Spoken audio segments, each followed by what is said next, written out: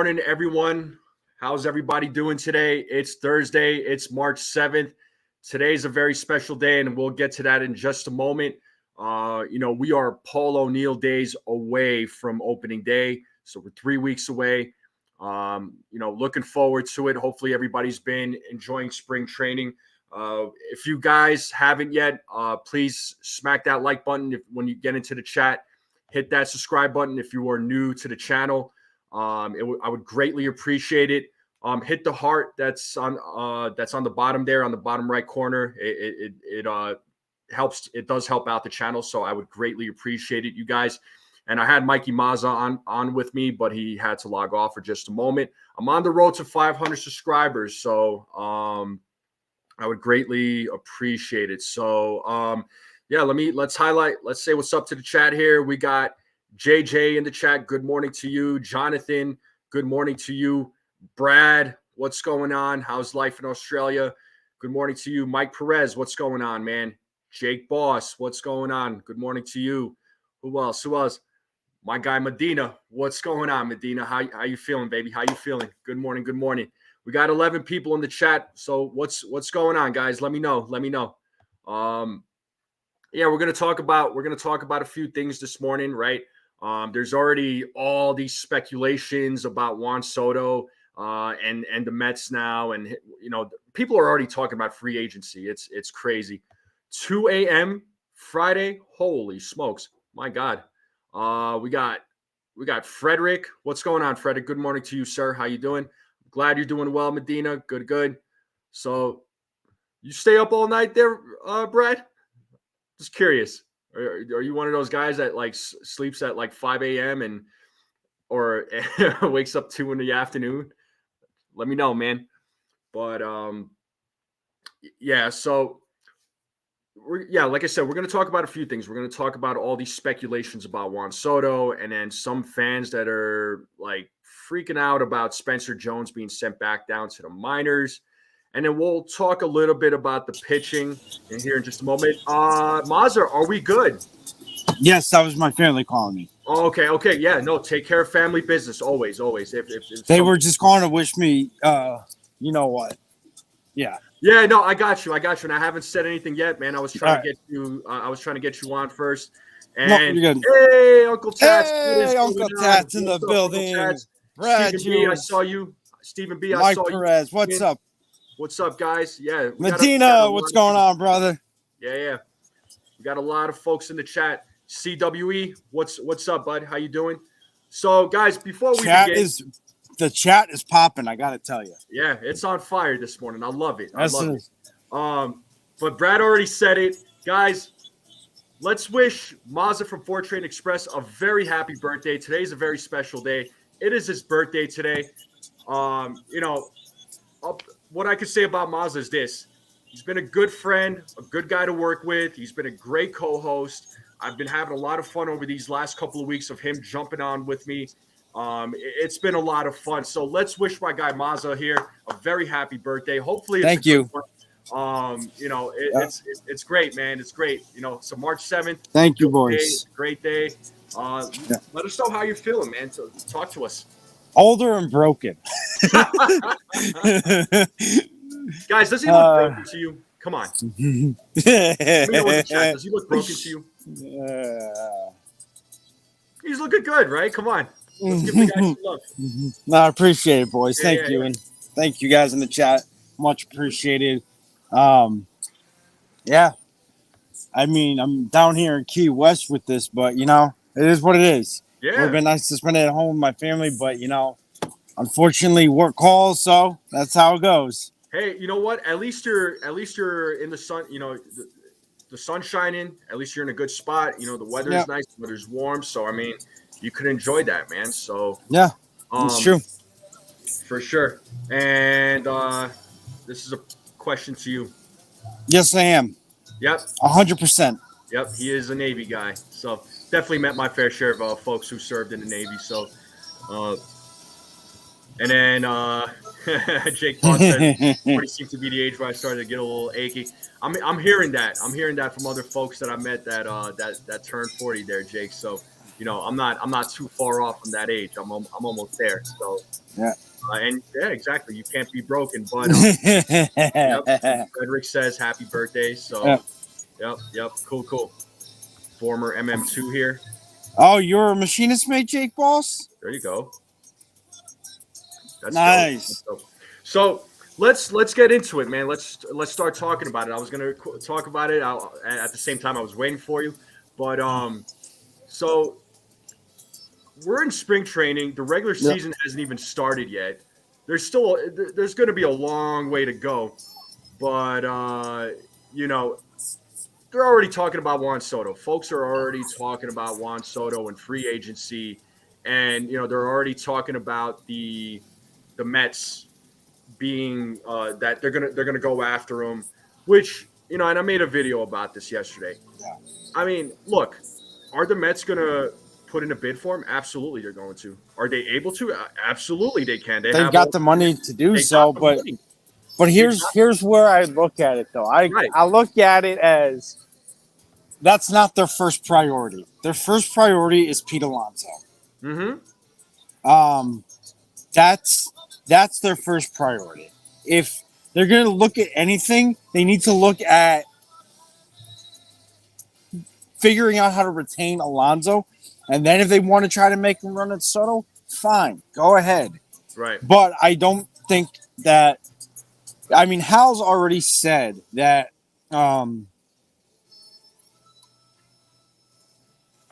keep going. That he's going to give up – he would give up his 22nd pick just to get Soto back. Yeah. Listen, as I said, like I made that video yesterday – and Uncle Tat, Sal is a clown. I agree. But you want to know how? Can I answer this quickly? Yeah, go for it. You know how I know it's the first priority? Because if they don't sign him and he walks, Citi Field is going to be burnt to the ground. Exactly. And you know what? Even if the Mets, let's just say the Mets even did sign Soto, there's still other holes that they got to fill. They got more holes than we ever did. Yeah. So, and the thing I want to talk about, though, is this. Look, I think Juan Soto is going to hit free agency. Jason, let me know if you want to jump on.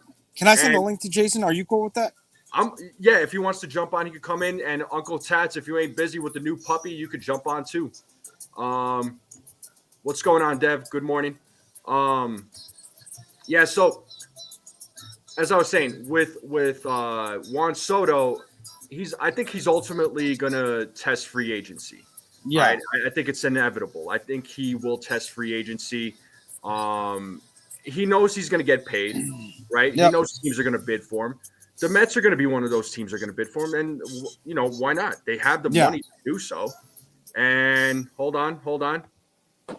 We got my man Jason in the building. What's going on, Jason? Good morning, guys. Good morning. How you feeling? I'm pretty good, man. How you guys doing? Pretty good, man. It's another a great day. Special day for Mazza. So I don't know Happy if you birthday, heard. brother. Thank you. There you go. Yep. Thank you. Yep. But I was so we were just opening it up with Juan Soto, and they're already talking about free agency with him. Like spring training is happening right now. The regular season hasn't even started. Like there's a long way to go. So like for me, I'm not going to worry about it yet. And I was saying, and I put a video out on this. I was talking about how the Mets are making it clear that they're going to put a bid on him, and rightfully so. There's going to be a few teams that are going to try and go after Juan Soto. They would be doing their team a disservice if they didn't put a bid in on him. And the Mets have the financials to do so. They got the backing. They can definitely they can have the capability of signing a lot of players. They have the money to do so. But ultimately, at the end of the day, I do think that he will be a New York Yankee. I have no doubt. Okay, that you sent that text. All right, cool. I ultimately think the Yankees will hand him a blank check and say, "Tell us your price." Right? He looks very content right now. Yeah, he looks with the Yankees very happy being in pinstripes. And I want to get your thoughts here, Jason, and then Maz, I'll kick it to you. what do you think about all this Mets talk? And I mean, I understand why. I get it, but I want to get your thoughts here, man. I think he'd be going to. I mean, I get that. Yeah, he's financially sound, Steve Cohen, and blah blah blah. But he's also a finance guy. He's going to learn the lessons from the bad contracts he's already signed. So, which could be this year could be more of a strategic year for next year. But I honestly think if he's going to sign some big name next year, it's going to be Corbin Burns and not Juan Soto. Okay. Yeah. And it's funny too because it's like. Real with Juan Soto, his name is going to be talked about a lot, and I get why because it's he's a generational player. But you're not going to hear the same buzz about Corbin Burns, right? I could be sitting here right now saying, "Oh, the Yankees are going to go after Corbin Burns in free agency," but you know what? I'm not going to worry about it yet because Corbin Burns is a Baltimore Oriole. As far as I'm concerned, he's a Baltimore Oriole. Let's worry about that when the time comes. And it's the same thing with Juan Soto. I'm going to enjoy 1 year of Juan Soto. And to your point. Yeah, sorry, man. And to your point, you're good. Go for it. There are two similarities of Corbin Burns. Number one, he's also represented by Scott Boras. Yep. Okay. Secondly, he's going to come in the same situation as Snell. He's going to come with a QO, two graphics, excuse me, and international money. Okay. Yeah. Bless you. Sorry, thank you. No, you're good, bro. In the same situation, and tying it back to my baby's here. Yeah, tying it to. Yeah, I know. Juan Soto, right? What did she think about Juan Soto? Return to the Yankees. I want to know from your assistant. Tell the boys. Is Juan Soto coming back to the Yankees? Is he signing back? Yes. She's smiling, so I'll take that as a yes. I'll take that. Cool. Right. But I honestly think that they need arms more than they need bats right now. The Mets. Yeah. And agreed. Burns would be a bigger priority than Soto. Soto would be a luxury, and they have to re-sign their own guy, Peter Alonso. Yeah. So, and if they don't sign Alonso, but they sign Soto, it's not necessarily an upgrade. It's a net sideways. Exactly. So, and to your point, Jason, it's Alonso is a homegrown guy. Yeah. So that's the person you want to keep first before you worry about anything else. And on top of that, like you said, the arms is what they need. And I want to touch on JJ's comment here. Yankees money tied up with bad contracts, no blank check for Soto. Yankees didn't offer blank check for Aaron Judge. Not going to offer one for Soto. False, my friend. They actually did offer a blank check to Aaron Judge because if you remember, Hal Steinbrenner called him up at 2 a.m. and said, what is it going to take to get you back in pinstripes? Here's a blank check. Here's a blank contract. You put what you want, and it's yours. So, yes, they did offer a blank check to him. Yeah. And to Maz's point, too, he wasn't like, you know what, I'm going to go for $60 million a year because I want to take everything they have. No, he was actually reasonable because he knew that they needed to add to him at some point, right?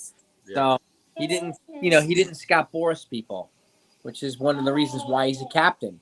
Carries himself like a leader. He knows that they need to add beyond him to make the team sustainable, make the team successful. So, and the fact is, they will. I think I'm very confident they're going to re-sign Juan Soto. I'm confident too. And I want to add to that Judge contract. The reason why the Yankees and this is in somewhat of a defense to Cashman, right? You got to remember in 2022 that was really like the first season where Judge was really healthy. When you think about it. Because prior to that, he was dealing with injuries. He was dealing with some injuries. So there was some hesitation as far as giving him a lot of money and a lot of years. And I understand that because, Yankees have had we've talked about it before. The Yankees have had a history of, dealing with injured prone players and they sign them to long year contracts and fans are pissed off. Right. So I think with Juan Soto, as long as he stays healthy, and he plays well, which I'm confident that he will. I mean, he's shown that in spring training right now. The Yankees are gonna, there's not going to be any hesitation. The Yankees are going to do everything they can to sign him back. Yes. And the question I want to ask is this too about Juan Soto. Does he sign with the team that gives him the most money, or does he sign with the team that's gonna be more guaranteed to win? I think he's going to sign with the team that's going to give him a guaranteed chance to win every year. Okay. I think he's going to, because think about it like this. You've got, on one side in the Bronx, you've got the Yankees, and on the other side in Queens, you've got the Mets, right? Who is built to win now? Yep. The Yankees. Mm-hmm. What do the Mets have to offer that the Yankees can't? The Yankees can offer all the money in the world to Soto that they want. So can the Mets. Right. But the Yankees have something that the Mets do not have, a more complete team. Their team is built to win now. The Mets are maybe 4 to 5 years away. They still have to fix holes in their pitching staff, which is right now more important because they just lost Cody Senga. Then they can start worrying about the bats. They don't have the pieces now that are going to help them win now. Plus, Steve Cohen, to Jason's point earlier, so props to you for saying this, he is a financial person. So he's going to learn from those mistakes. So he's not just going to dish out a big contract unless he thinks it's going to be financially worth it. Is Soto financially worth it? Absolutely. But is it worth it for the Mets to financially get involved in something like that at this current time? No, because they are not built to win now, and the Yankees are. Plus, Soto's already having a shit ton of fun playing in the pinstripes. You see it with him and Aaron Judge. Aaron Judge welcomed him with open arms when he was traded here, just like he did for Verdugo. So that is giving him a sense of home. And that's what's going to drive Soto for me to come back to the Yankees. And to your point too, Maz, I know a lot of folks keep saying the Yankees are tying themselves up with bad contracts, but a lot of these same folks are asking them to add bad contracts.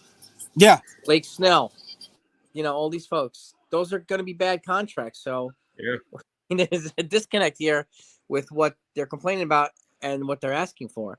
But I think, honestly, at this point, I wanted to ask you guys, to me, it looks like the Yankees are trying to finalize the last few spots in the bullpen and finalize the last 2 spots on the bench.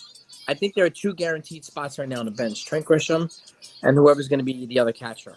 Yes. So beyond that, I can't say it's going to be Cabrera. I can't say it's going to be Peraza. So, and I wanted to know what you guys thought. Do you think... You're right, though, Jason. You're right. And JJ, you're just proving my point. Steve Cohen did give 2 bad contracts to 2 guys who are older. Probably shouldn't have gotten that much money, but he gave it to him anyways. Yeah. You're just proving my point that he's learning from that. Because who did he have a chance to get this offseason? He had a chance to get Snell. He had a chance to get Montgomery. Yamamoto. He had a chance to get Yamamoto. He had a chance to get Bellinger. He had a chance to get Chapman, and he didn't make a play for any of them. The only one he made a play for was Yamamoto, and it didn't work out. So you can't sit there and tell me that he's going to make a play for Soto when he passed up on 5 other players that he could have gotten that are younger than Scherzer and Verlander. So let's pump the brakes on that for a second. And I wanted to add my point to, and I'll address your question here in just a moment, Jason. I wanted to address the whole Juan Soto thing with that question I asked. I think he ultimately wants to sign with the team that's more guaranteed to win because a couple of people brought it up in the chat. Judge made it clear that he wanted to be a New York Yankee. He just wanted the correct dollar amount for the AAV. And Roy, what's going on? What's up, Roy? What's going on, man? Thanks for jumping in. Thanks for tuning in, man. Hopefully you're doing well. But the Padres offered over $400 million for Judge, and he turned it down. He made it clear. So, he still got the same AAV, just with less money. But either way, he got what he wanted. And I think it's going to be the same case for Soto. Yeah, I agree. As the AAV is right, as long as as long as Scott Boras and the Yankees could come to an agreement, I think I think Juan Soto will ultimately become a Yankee. There's no way that the Yankees are just going to freaking let him walk after a 1-year rental. And they're not going to give up all that capital just to let him walk either. Yeah, that's the other thing. And the thing is, it's just and Cashman knew the risk that he was taking. And us fans, we should have known too. I've been saying, all right, this guy's a 1-year rental. It's probably going to test the market, but yeah. And they've been planning for Soto for years, and they got rid of Bader for a reason. They're keeping Soto for life. Absolutely, they've been trying to go after Juan Soto for the last couple of years. So it's not like it was just a one-time thing. They've been trying to go after him. So they've been trying to get him since he was on Washington. Yeah. And they made an offer for Volpe, Dominguez, and who else was it? It was Peraza. Yeah, Volpe, Dominguez, and Peraza, and the Nationals said no. Yeah. And I'm glad they said no. Yeah. I'm glad that trade didn't work out. And to address your question, Jason, I think Trent Grisham on the bench is a lock. I think that's a guaranteed lock. As far as one of the catchers, I know. So I don't know if you guys heard, but Trevino is going to play on Sunday. Brian Hoke reported that. I think Austin Wells should be a lock. I think he should be one of the two catchers on that roster. It's got to be him and Trevino. I mean, absolutely. I Ben Wardvet. I mean, do I see it? I don't. But I just think that Wells and Trevino are a lock as far as catchers go. Trent Grisham is a lock. I mean, Cabrera and Peraza, the thing is, like, I'd rather have Peraza, I know he hasn't really played a whole lot, but Cabrera is not really shown himself, at least at the plate. He's not. Defensively, he's good. He's great on the field. I give credit where credit is due, but he has not been hitting. He hasn't been hitting. So I don't know. You send him back to the minors and to help him improve his swing, because at this point, at this point, probably. Or are they going to move him? Maybe they'll move him. Maybe they'll move Rortvedt and a reliever or something like that for a veteran bench bat or something like that. They could. It's very possible. Yeah, I mean, clear some pieces that guys are not going to get opportunities anyway. And like the Yankees, thank you, Roy. And I asked Dane, we were talking to Dane last night. I asked him, like, who do they have that plays infield and outfield like Oswald Cabrera does? We couldn't really think of anybody. So that's why I proposed a guy like Will Myers. And also talked about Don Milano. I mean, he could be a good infield bat as a veteran. He's older, but like, I think they're looking for a guy who can produce whether he's playing part-time or full-time. Didn't Will Myers also play the outfield? Yeah, he played infield and outfield, and he used to be a Yankee killer when he was with Tampa. He murdered the Yankees when he was with Tampa. So I thought he played the outfield for a little bit. Yeah, and I mean, it's not like he's not going to cost $10 million. No. So, they can. I mean, if they got him and Solano, that would be phenomenal. But I don't know if they're going to do that. But so check this out. We know the Giants signed Matt Chapman recently, right? Yep. And I was on MLB Trade Rumors. I don't know if you guys saw it, but there was a question that was asked by one of the writers, like, with them signing Matt Chapman, could you see them trading J.D. Davis, who, he plays the infield and he plays the outfield? He could be a potential piece, that the Yankees can use. I'm not saying he's anything like, anything special, but it's just another piece that the Yankees can have. He can fill in a hole if needed, in case. What's his contract look like? Let me look that up, and San should share DH with Spencer Jones if we send. We'll get to that here in a moment, there, JJ. We're gonna get to that in a moment. I'm gonna leave this up though, just for the time being, until we address that. Yeah, for sure. I'm gonna look up J.D. Davis's contract there while you guys continue talking. But yeah, I know you said that the Yankees might add a couple of other bullpen pieces or so. They could. Yeah. I mean, it's very possible. Mm-hmm. Yeah. I mean, we're already deep in the pen as it is. Jason's brought that up on multiple occasions with the depth and everything. Yeah. Nick Birdie is making himself known. Birdie is good. Yeah, I like Birdie. And Jason, the answer to your question, you would only have him for the season. What's his salary this year? It looks like 1 year, 6.9. 6.9 million. All right. And if the Yankees traded a piece for him, they could offset some of that money. Yeah. I mean, do the Giants need an additional catcher and a reliever? Probably. I mean, they could use pitching. I feel like they still need. I feel like they'll go after Snell. Honestly, yeah. I don't know if they'll sign Snell, but I think they'll make a run at him. Yeah, I think so. I think that the Giants are a team to watch out for Montgomery.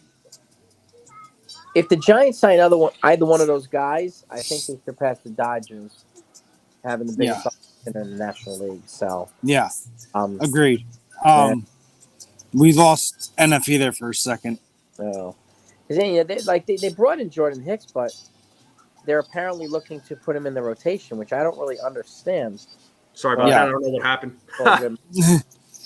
I don't know. Like, and they've traded for Robbie Ray, life's favorite, and right? And Jordan Hicks. Shit! But they say that they say they're going to put him in the freaking rotation.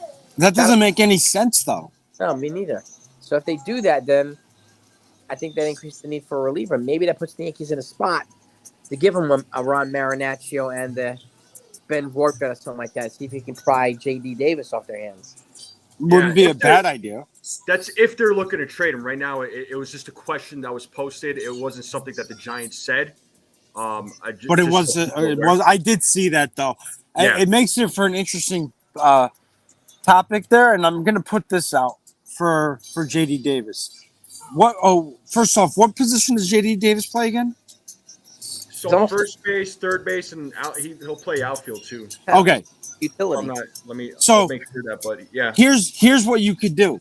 You could trade Rortvet and Marinaccio, if the Giants were so willing to do this, to San Francisco for J.D. Davis, and then you could try to package Oswaldo Cabrera in a trade to try to get another piece back for either the rotation or the pen, whichever you chose to, because you would still have that utility player, that super utility player in J.D. Davis. Yeah. So it's just something to think about. So you could do almost like two different deals and still bolster your team up.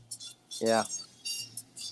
Yeah, and it would provide a backup for third base or first base in case it's needed, because he does play both positions, and he'll play the outfield too. So I mean, he is a utility guy. So it was just a thought, and he's 30 years old, so he's not necessarily like too old.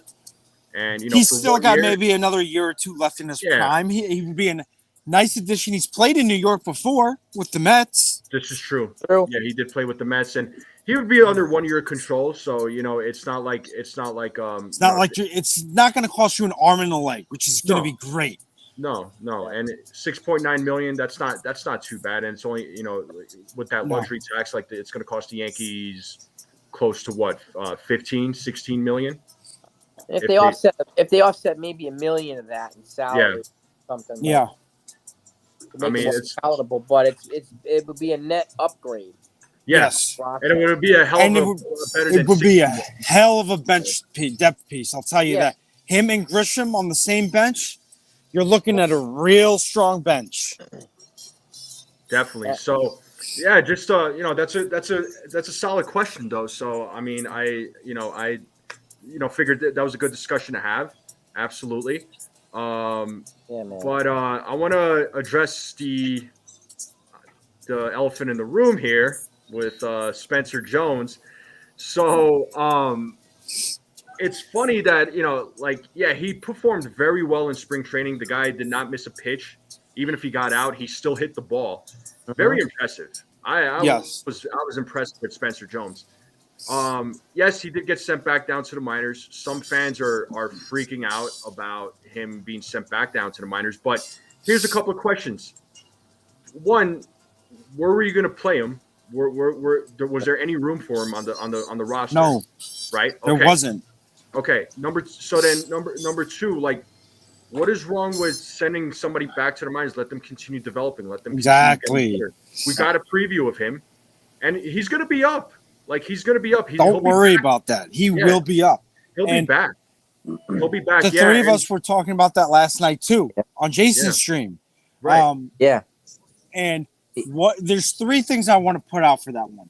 One, it's not a bad thing to send him down to develop more, like NFE said.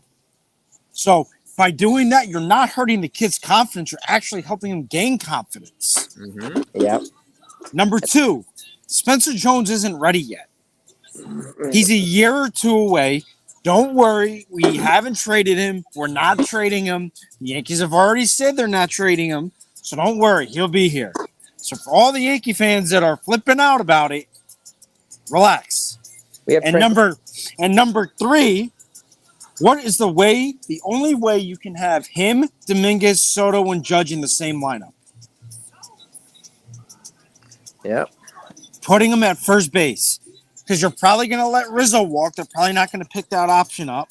So what do? You put Spencer Jones at first. He's already gotten reps at first. Yep. Yeah, and I do want to say this, and before I say what I need to say, guys, if you haven't yet, please smash that like button like Uncle Taz is telling you to do so. We thank you for it. If you're new to this channel, please subscribe to this channel. You know, I'm on the road to 500 subscribers. I'm trying to get there by opening day, you guys, and if I could get to 500, man, I would be ecstatic if I could get to 500 by then. I'm slowly but surely climbing up there. It's been great so far. So I appreciate it, you guys. Also hit that sub button for Jason, who's on the road to 21K. Yeah. Thank you. Hit that sub button for Jason, for my guy 4Train Express, Mazza, Uncle Tats from the Pinstripe Chronicles. I mean, make sure you guys are giving my guy here some plenty of love. Hector, Morning Brew Sports. Yeah, Morning Brew Sports with Hector. I mean, we're all like a small little community here, and we're all here to support each other. So, you know, we try to do what we can. Joan, what's going on? I didn't see you sneaking. Hopefully, you're doing well. Mazza, is that you rocking the salsa music? Yes, it is. Oh boy! Let's go. But yeah, Joan is not about Dominguez last spring training, and he wasn't ready yet either. He struggled first half. Well, there you go. So yeah, no need to rush someone who's not ready. Yeah, let him develop more. Jones has similarity to Chase Hampton. Jones has the highest ceiling of the offensive players. Chase Hampton has the highest ceiling of the pitchers. They're both in Double-A right now. Yep. They're both right. So I would let them. They need to adjust to Triple-A, play well there before they have a shot at making the majors. And I would rather them be playing regularly at the minor league level and developing than sitting and not playing at the major league levels, not having any value. It doesn't help them when they sit. No, it doesn't. No. Look at what it's doing to Peraza. And I hate to bring up Peraza because I like Peraza, but look what it's doing to him. Mm-hmm. The constant up and down, back and forth, and constant sitting. He's not getting the playing time he needs. He's not getting the reps he needs, and it's hurting him. It's not benefiting him. So there's no need to rush a guy like Spencer Jones up who has all this potential. And we saw in when he played at Detroit for his first spring game, and he hit that 470-foot homer. Let him work. Just let him get his reps in down in the minors, and then bring him up. Don't rush him. I mean, it's like, here's the question. Like, would you guys rather see a player just sit on the bench and not play, or would you rather see him be in the minors and get plenty of playing time and continue improving? I'd rather see him get plenty of playing time and improve. That's just me, though. Okay, there you go. So, I think Spencer Jones being sent back down to the minors, it made perfect sense. I didn't think he was going to crack the roster spot. Let's be honest. Jason, did you? No. It was inevitable that he was going to start the season at the very least in AAA. Spencer Jones. That's what I thought at least. Major league roster. It didn't make any sense to have a major league roster. They needed to see a bigger sample size, the next step in his development, and they've seen that now. This is one reason they reassigned him to minor league camp so he can go back to playing regularly and keep developing. Yep. So, yeah. And personally, man, it's like I'd much rather spend time, if I'm a player, or hopefully Spencer Jones is thinking this way. You know what? Cool. Like if they sent me back down to the minors, I'll just continue developing, continue getting better, and then once I get to the majors, I'm gonna smash. I'm gonna smash it in the MLB. So when Cortes is healthy, he is good as usual. But Rodon still looks like he is lost. I don't agree with that at all. Yeah. There's a couple things that I think I need to keep in mind, folks. That Rodon's working on 2 new pitches. He's refining his repertoire, so it's going to take a little bit of a time. And this is the time to do it. He's coming out of his outings healthy. I think and I said this last night too. I think when it comes to Rodon and Cortes, there's one consistent thing that's important, that how they feel the next day after they pitch. They need to feel good. They need to be recovered. They need to be healthy. We need these guys to be healthy. Otherwise, they're no good to us. So, and small steps. And I don't think Rodon is the next Carl Pavano. I don't think that at all. I don't know why. This is what I don't understand about fans is why are they so quickly to jump on Rodon, automatically saying he's the next Carl Pavano. He hasn't pitched a season for us yet. He pitched part of a season. Yet you've got guys, and I get it, it's spring training, but yet you got guys like Luzardo, Yamamoto, and Burns who aren't pitching any better. And we talked about this on your stream last night, Jason. Rodon has a better ERA than three of the big-name pitchers, one in Yamamoto, Burns, and Luzardo. Yamamoto looked lost yesterday. He looked absolutely lost against the White. Okay, so again, this is spring training, folks. So if we're not going to worry about those guys, I think it'd be a good idea to cut Rodon a little bit of slack and let him progress. Yeah, really. And you know what? On the bright side, at least Rodon is Rodon, however you say his name. At least he's pitching in spring training. He didn't even do that last year. And you want to know something else? I just want to point this out, NFE, because that's a good point. But what was the one thing that Rodon did not have last year? Spring. He didn't have a spring training. Right. Exactly. That's what I said. And why does he have a spring training this year? Because he looks slimmer. He's slimmed down. And you have said that looking healthier at his age is going to be a lot more beneficial for his career now because of all that weight being taken off. Yeah, no, when you hit your 30s, I'm telling you, like having that weight off and slimming down does wonders to your body. From a health perspective, it does wonders to your body. I mean, Jason could probably attest to that too.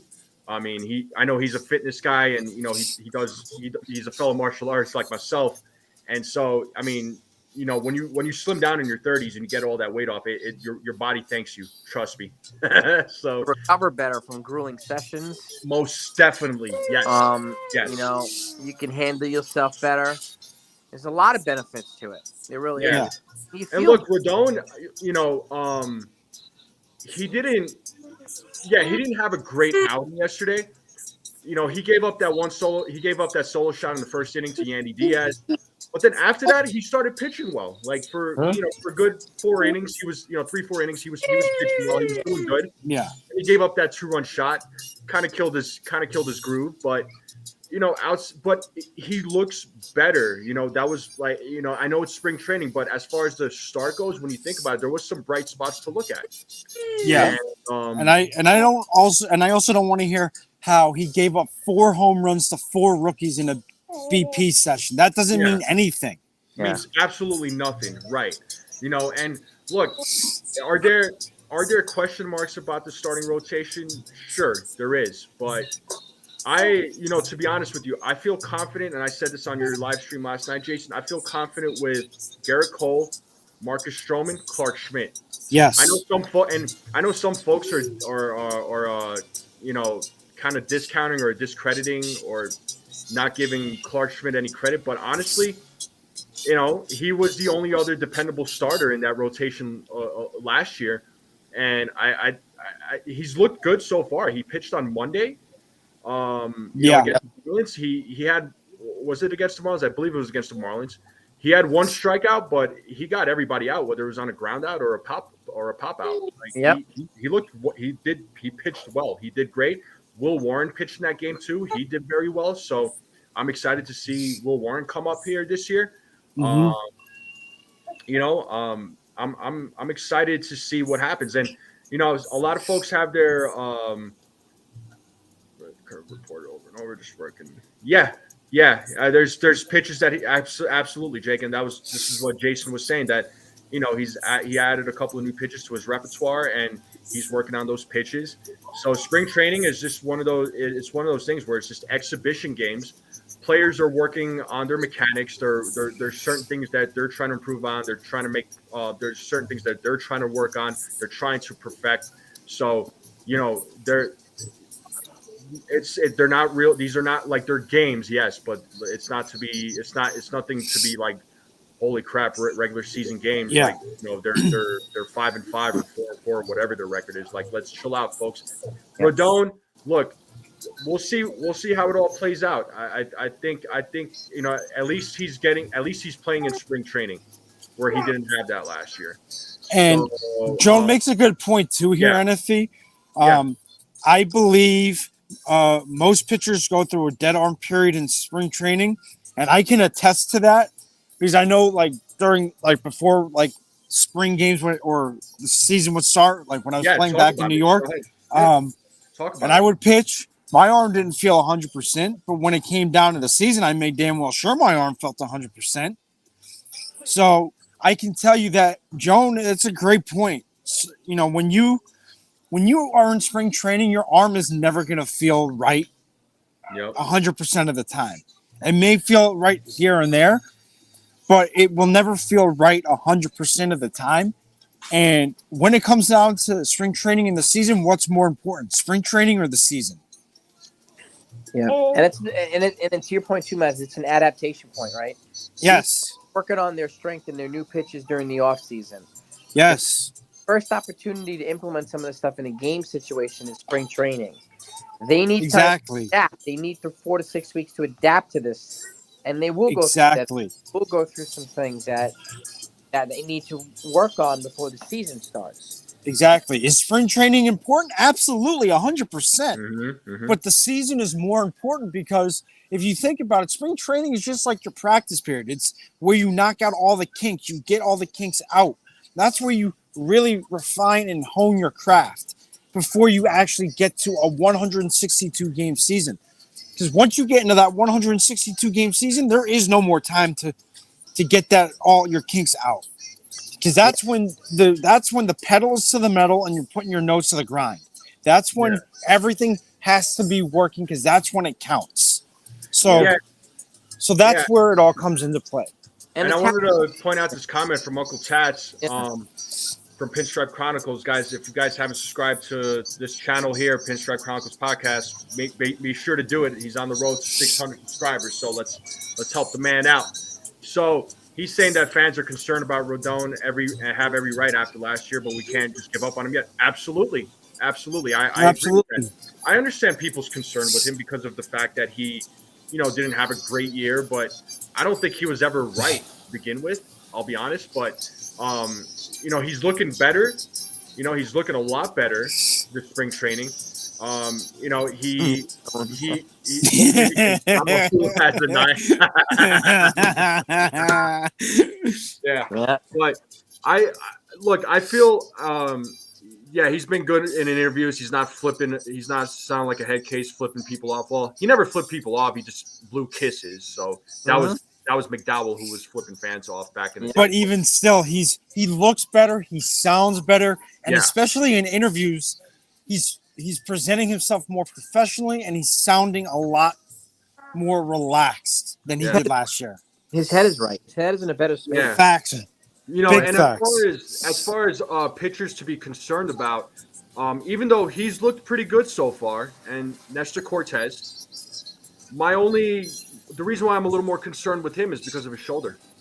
That's why getting a guy like Luke Weaver is so important. For those that don't know, Luke Weaver is starting today's game.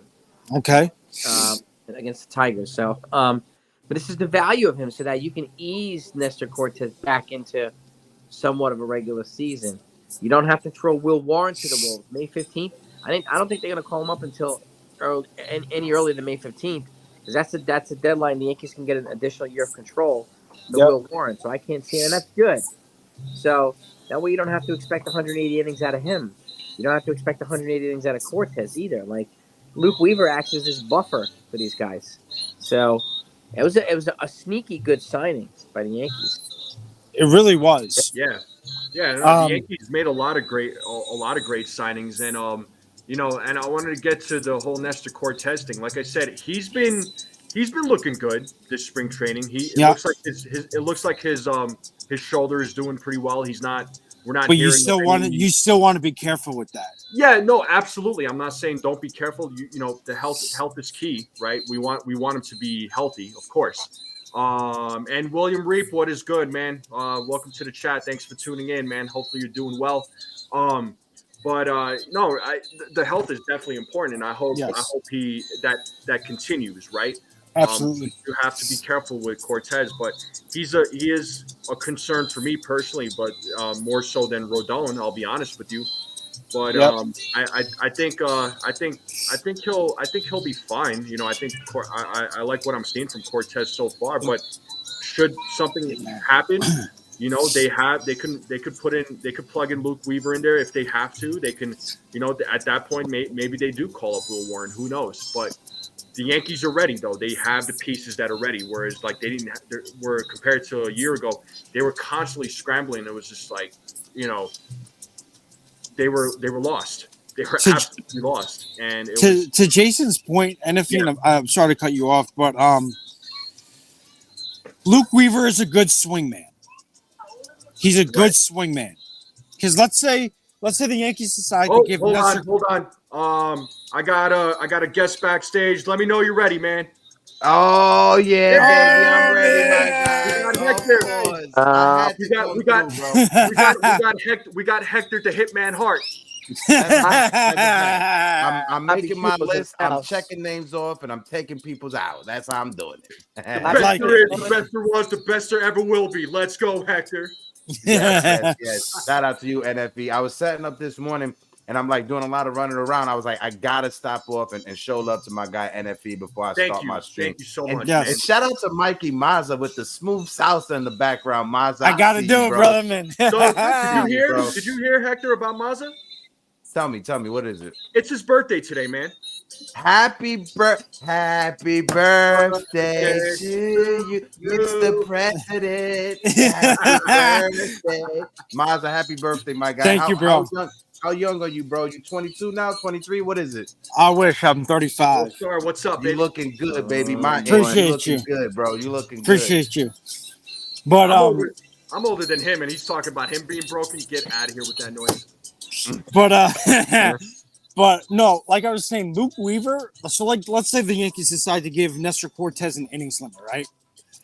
Luke Weaver. Oh, Jesus Christ. Oh, that's a fact. I'm telling you, I'm mad Dane's not out here, bro. My one goal in life was to make sure Dane got drunk and arrested. Appreciate y'all. Let's just say the Yankees decide to put Nestor Cortes on an innings limit. That's where Luke Weaver can come in and step in as a starter. So if, like Hector said the other day, if they decide to give him a start every 6 days, at least you have that other swing man that can come in and fill in for that spot. So that's why Luke Weaver is so important. Yeah, definitely. So Hector, just to kind of tune you in, what we were talking about now was just the Yankee starting rotation and folks kind of having their concerns about Rodon. But I think Rodon will. I don't know about you, Hector, but I feel good about Rodon. I have a little bit more of a concern for Nestor Cortes, even though Nestor Cortes has looked good this spring training. But we just got to make sure that shoulder is doing good. But I want to get your thoughts on Rodon, and also let me know about Nestor Cortes.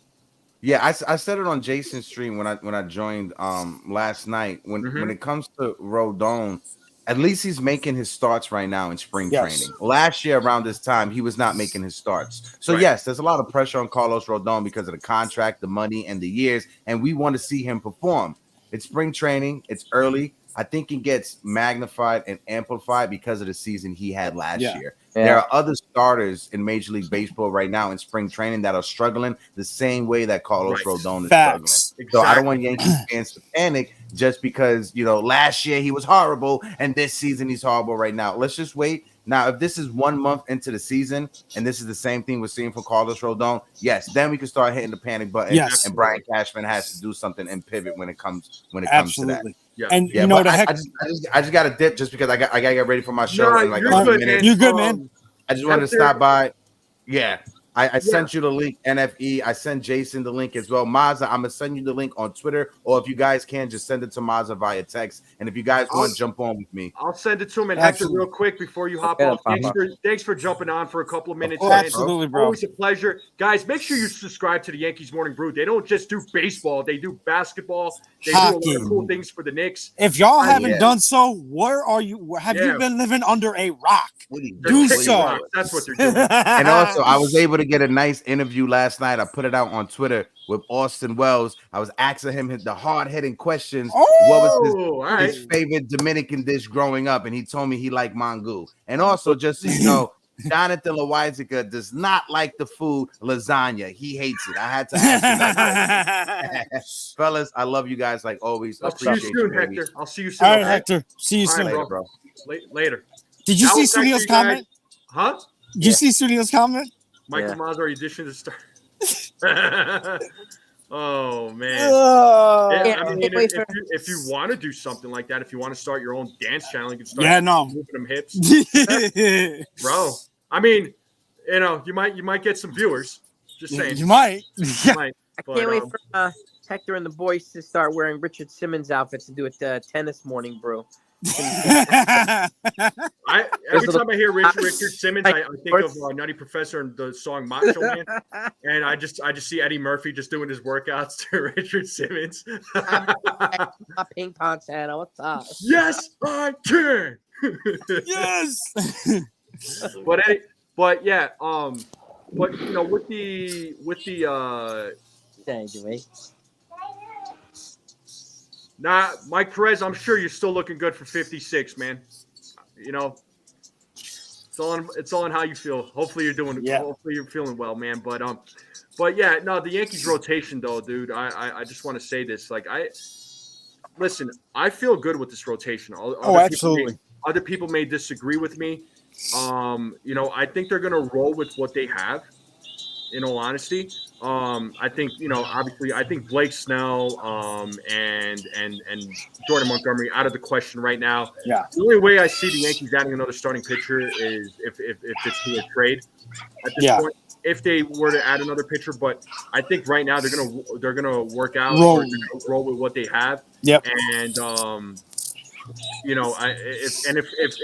if an emergency pops up, they have Will Warren ready. He's ready. So.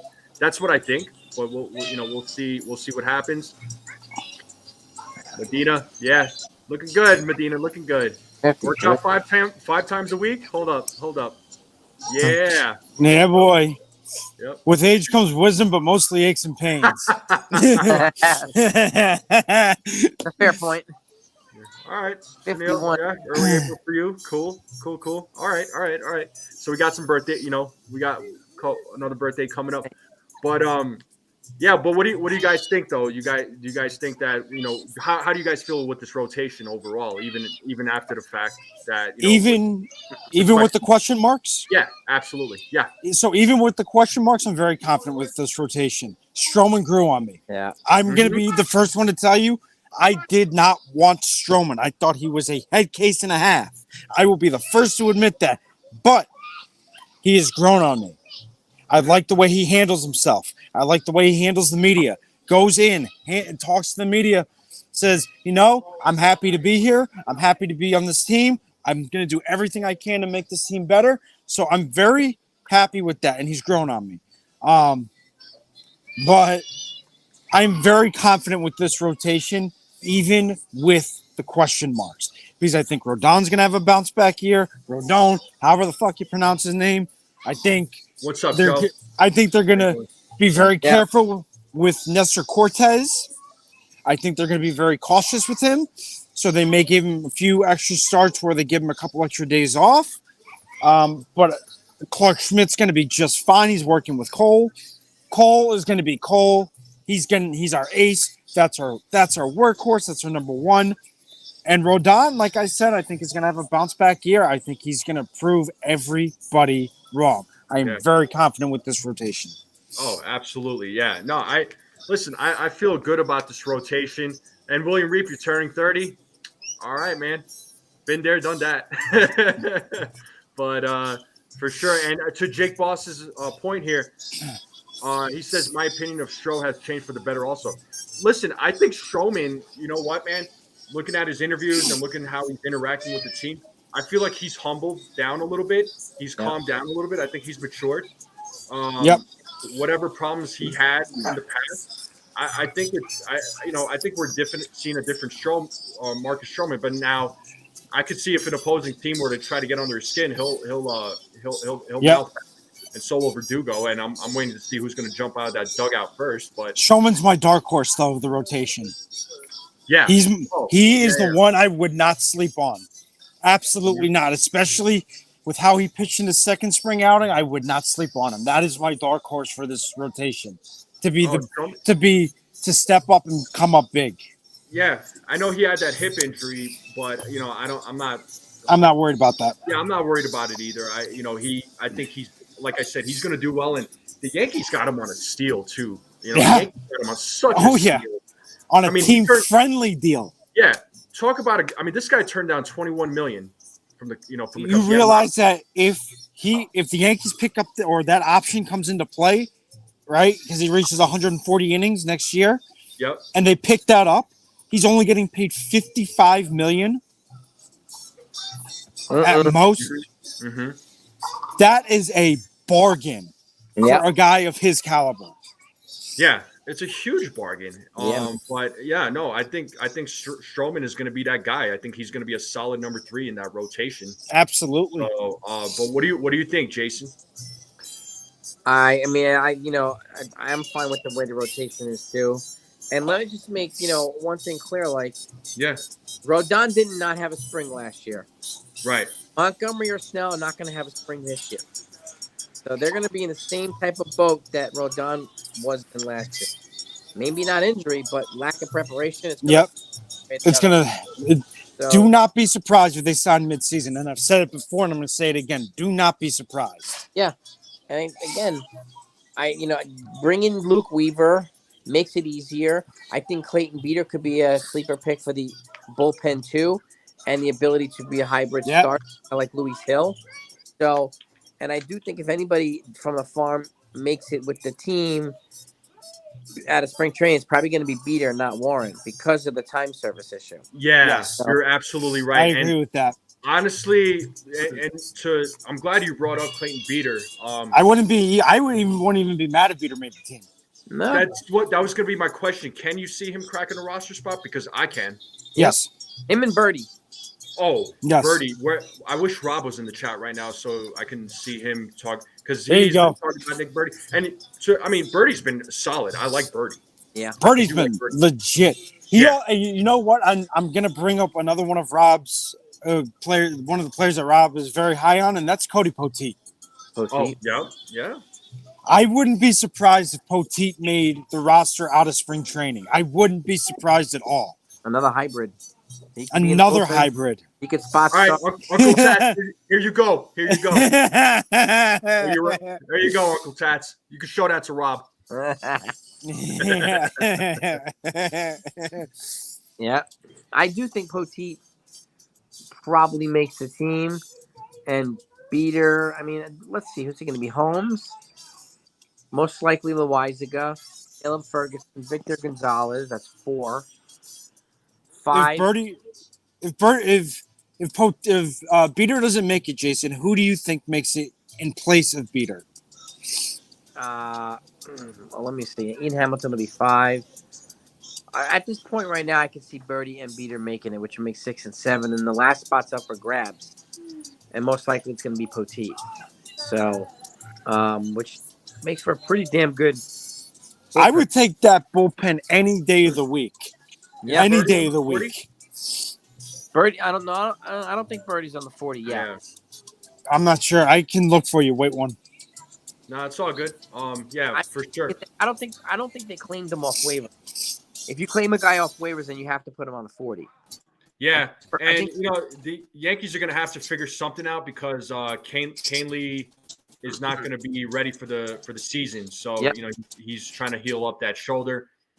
So Jonathan's saying that Birdie's not on the 40-man roster. I know Maz's checking right now. They would have to make a roster move there. Yeah. So But the last thing, I'll wrap it up here soon, you guys. I want to ask this question about the lineup. I know, there's a few bright spots in the lineup, right? With Juan Soto, Rizzo's been doing pretty well. Few guys are struggling, right? So I want to ask this question: Are you guys concerned at all about the lineup, or is the lineup still trying to make their adjustments, especially under the new hitting coach, James Rawson? Are they, what do you guys think? I think it's a combination of these things. I mean, yeah, they're still working on some stuff. I think they're still trying to figure out what the lineup's going to be. Mm-hmm. And what the best way to position these players and to have these guys actually in the lineup themselves. And who's going to be the bench, because that'll help you maneuver this lineup too. And the way I see it now, my guess is it's going to be either DJ or Verdugo leading off. And then either Soto or Judge second and third. Mm-hmm. Rizzo and Gleyber Torres fourth and fifth. I think Torres is in a better spot at fourth, but I wouldn't mind either way. I know there was some talk about Torres leading off, but my concern there is I think he's better positioned to drive in runs. So, and who's going to be on base more often, 1, 2, 3, or 7, 8, and 9? Right. Well, most likely 7, 8, and 9. So I don't see the point in leading him off. I don't like the idea of Torres leading off. Honestly, as I've been looking at these spring training games, I personally would rather see Verdugo lead off. But that's just me. I think he's a better leadoff guy than LeMahieu. I don't think. What was that? Sorry. At the very least, against righties. Yeah. And DJ against lefties, and you could put the other guy at 6th or 7th because you'd have a contact bat on the bottom half. 19 con man. So what's up, con man? Yeah. Verdugo against righties, absolutely. I do agree with that. So, if there's a righty pitcher starting on the opposing team, then you want to plug in Verdugo at that spot. And then I'm okay with like DJ batting, more at like the bottom of the lineup at that point. You could put him at like 6th or 7th. And then, if it's righties or no lefties coming up or pitching, then start DJ at leadoff. I think those two guys. And and Uncle Tats is with you. He was going to type what you were talking about. So shout out to Uncle Tats. I think structuring this lineup, in a good order. Like if it was me, if I was to go, it would either be Verdugo or DJ leading off. Yep. And then Soto, then Judge, then Torres, then Rizzo, and then how well Stanton's doing. If he's doing well, I bat him 6th. If he's not, I bat him 7th and put DJ 6th or Verdugo 6th. And then 8th, I go Volpe. 9th, I go the catcher. Yeah. So in my opinion, it's probably the best way to do it in terms of having contact, power, speed, and so on and so forth. You'd have a power bat and a contact bat every segment of 3 in the lineup. And that's a valid point. That's a solid take. I like, depending on who's pitching, right? I either have Verdugo or DJ lead off. Yeah. Have Soto hit second, Judge right behind him. I would go Rizzo at cleanup. I've always liked the idea of Rizzo hitting at 4th. I think he's perfect for that. He's got the bat for it. And watch out for Rizzo. He's been having a solid spring training right now. I'm loving what I'm seeing from him. And 5th, I would go Torres, right? 6th, at that point, either you probably would go either Verdugo or DJ, just again depending on who's pitching, right? And then 7th, I would honestly go Stanton. I know that's at the bottom of the order, but honestly, like at this point, that's where I would put him. I don't want to put him there, but I think that's where he belongs. 8th or 9th, either you go Volpe Wells or Wells Volpe. I'm okay with Volpe hitting 8th or 9th in the lineup. I'm okay with either one. So yeah, but that would be my lineup. But your lineup, I'm not opposed to that either. I have no problem with I think if you want to have a lefty righty thing, like if you go Soto then Judge, Then you go Rizzo and Torres. You go Right. Soto, you go Torres and Rizzo. And we Yep. keep righty, lefty, lefty, righty, lefty, so on and so forth. Yeah.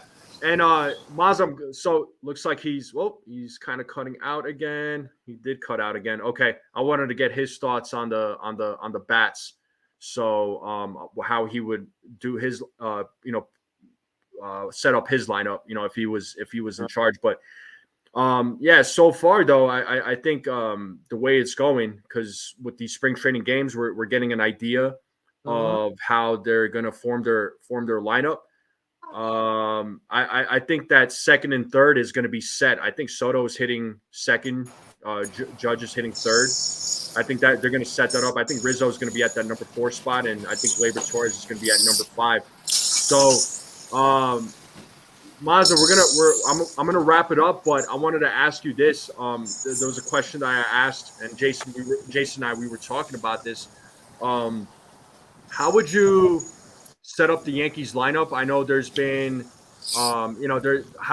first off, how are you feeling about this lineup? I know there's some bright spots in the lineup, and do you think that the players are making their adjustments, especially under a new hitting coach? They're still trying to figure it out. I like this Yankees lineup. I'm very confident with it. I think the new hitting coach is really going to do wonders for them. They really are making the necessary adjustments needed. If it were me, I would do LeMahieu, Soto, Judge, Rizzo, Torres. What am I up to? 6? Yep. Verdugo, Stanton, Wells, and Volpe. Okay. So you had Rizzo at 4, right? Yes. Okay, cool. Nah, and that I pretty much had the same lineup. Jason said he would put Gleyber Torres at 4th and put Rizzo at 5th, which I'm not opposed to that either. I'm not opposed to that either. Yeah. Absolutely. So, and to your point too, Matt, like if Stanton's hitting well, if he's putting the bat to the ball, I bat him 6th. If he's not, I bat him 7th. Yep. Or Verdugo 6th. Whoever's not leading off. It's probably better use of the lineup. Hey, Patrick, what's going on, Patrick? Good to see you, man. Thanks for chiming in. But I would put Stanton at number 7. I mean, I think he's perfect for that spot for as of right now. Yeah. I wouldn't move him up in the lineup, but I wouldn't move him down. But I think 7 is a good spot for him. So, yeah, I agree with that. Mm-hmm. Yep. Hey, one of you guys send me the link to Hector's thing? I will do that after we log off here, which I will do here in the next minute or two. Okay. But I wanted to get your guys' final thoughts. Anything else you guys would like to add? My last thing before we wrap up is Yankees are going to be fine this year. They added a shit ton of depth. I'm not worried about Rodon. I'm not worried about this lineup. The pitching is going to be just fine. I think we got to give Rodon a fair shot like we gave every other guy on this team. I think we need to take a step back, stop hating on these guys, let them do what they have to do. And if they struggle, then you take it from there. But only do it when you cross it. But we'll cross that bridge when we get to it. Yeah. Let these guys play. Let them enjoy themselves. Let them have fun. Stop with the Soto Mets speculation. Stop with the hating on Rodon. Let them do their jobs. Okay, awesome. I love it. Jason? Put together the rest of the bench. Put the best pieces to finalize this bullpen. I think those are the two things that Yankees would be wise to focus on right now. I think they're going to be fine with their rotation. I agree too. For those that don't remember, when Garrett Cole first came to the Yankees, his first game he gave up 2 home runs to Miguel Cabrera. His very Yankee in spring training. He got his ass handed to him by the Titans. So it happens. It happens. So I would give Rodon a little bit more time. He's healthy. He wasn't healthy last year, so that matters. Exactly. And Cortes healthy. Stroman's healthy. So that's a net plus right now. So and I would rather make no deal with Scott Boras than a bad one. Facts. So I'm walking away 100%. 100%. 100%. Yeah. And I'll close it out with this, you guys, and everybody else in the chat. Thanks for tuning in. Thanks for chiming in. I'm loving the chat. It's very lively. If you guys haven't smacked that like button, please smack that like button. I would greatly appreciate it. It does help out the channel. And I'll close it out with this. I still feel good with this team. I think this lineup is going to be fine. I think the starting rotation, they're going to come around. They're going to continue making improvements. Yes, they're going to continue making mistakes, but what player doesn't? It's not just Yankees players. Every player, they're all human at the end of the day, folks. Exactly. And they'll hopefully, they'll come into their own, and they kick off the regular season and come off hot. Sorry, I'm just trying to find my words here. You're good. Yeah, I feel good about them. I wouldn't panic about Rodon yet. There's things that he's working on. There's things that he's trying to adjust. So just, be patient, folks. Like I said, at least he's pitching to spring training. But the guys are looking good so far. The guys are looking great. And this is to you, Mazza, right here from Uncle Tats. He's saying, appreciate you, Uncle Tats. Yep. And am I going live this weekend? I don't know, Jonathan, but we'll see. Sundays I've been going live, but that's kind of on a surprise. So you might get a surprise. We'll see. I don't know, but stay tuned. Just hit that notification bell. Joan, have a great day. But yeah, I feel great about this team overall. So I'm liking what I'm seeing, and there's things I need to get fixed, but with time. Yes. So we'll see what happens. So guys, I'm gonna close it out. Make sure you guys go into Hector's live stream. He's doing his live show. I'm gonna jump on there in just a moment. Maz, I'll send you. And happy birthday, my friend. Thank you. Happy birthday to you. Appreciate it. Yeah. Thanks for jumping on with me as always, Mazza. Yeah. Jason, always, bro. You already know, man. It's always an open invite to you, dude. So anytime you're not busy with the kiddos, you're always welcome to jump on, bro.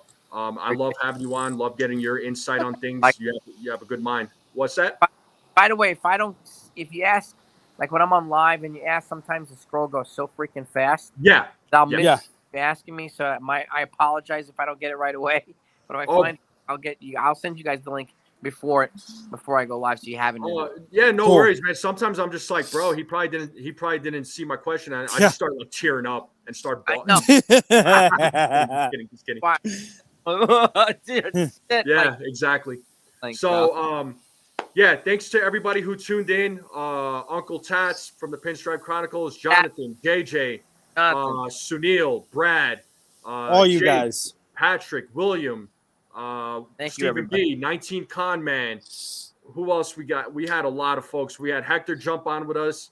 Jake, Brad, Dev, all Joe, of them. Mike, Dev, Medina. Thank you.